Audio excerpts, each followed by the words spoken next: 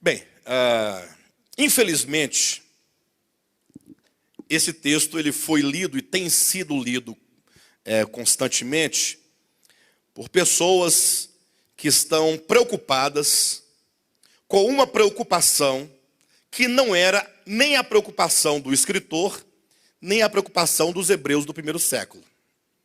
Olha que interessante.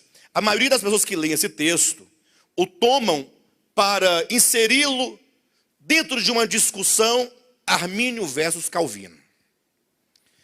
Calvino diz: salvação não se perde, em nenhuma hipótese.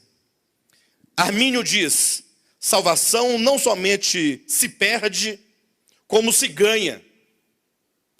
Passa pelo homem. Essa é uma discussão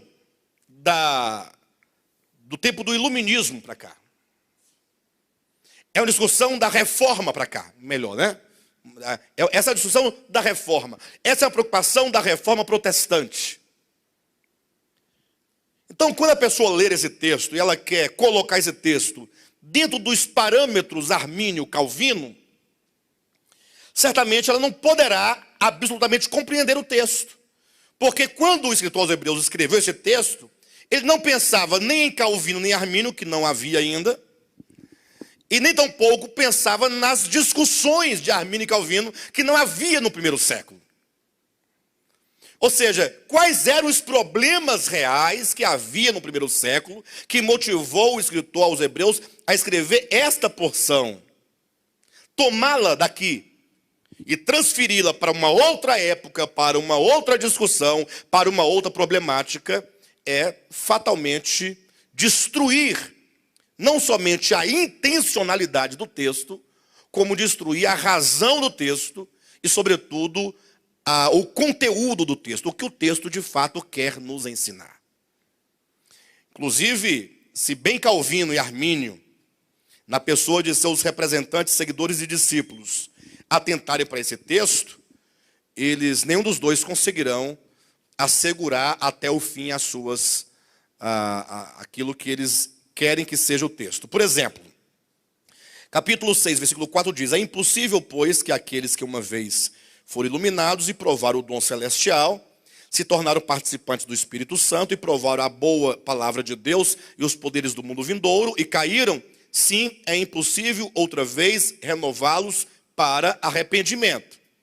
Se tomar esse texto partindo do pensamento que a salvação não se perde, se eu estiver pensando em perder ou não perder salvação, tomando esse texto, onde eu vou chegar? À conclusão de que a salvação se perde. Porque se é impossível renovar ao arrependimento aqueles que caíram, ora, se é impossível, se ele caiu e é impossível retornar ao arrependimento, perdeu salvação. Então Calvino estaria de fora. Eu estou dizendo, se eu tomar o texto partindo da premissa da discussão entre Armínio e Calvino. Com isso, eu quero que os irmãos retirem da mente de vocês esta perspectiva, esse contexto. Eu estou primeiramente retirando da mente e do coração algo que impede a compreensão do texto. Então Calvino estaria fora. E Armínio falou: não, então Armínio ganhou, porque Armínio prega que se perde. Eu diria que não, porque o texto diz que é impossível os que caíram renovar ao arrependimento. E Armínio diz que a salvação passa pelo homem. Portanto, se o homem pode adquirir e perder a salvação, neste momento, este homem está fadado à condenação, não podendo ele exercer o seu livre-arbítrio, de que diz Armínio. Porque é impossível renovar o arrependimento. Isso nega o quê? O arbítrio. Que Armínio tanto coloca. Os irmãos entenderam? Ficou clara a colocação, pastor Renato? É? Ou seja, o texto não serve nem para Calvino, porque dá uma ideia de perder a salvação, olhando do prisma da discussão, Armínio e Calvino. E também não serve para Armínio, porque o texto nega a premissa principal de Armínio, que é o livre-arbítrio.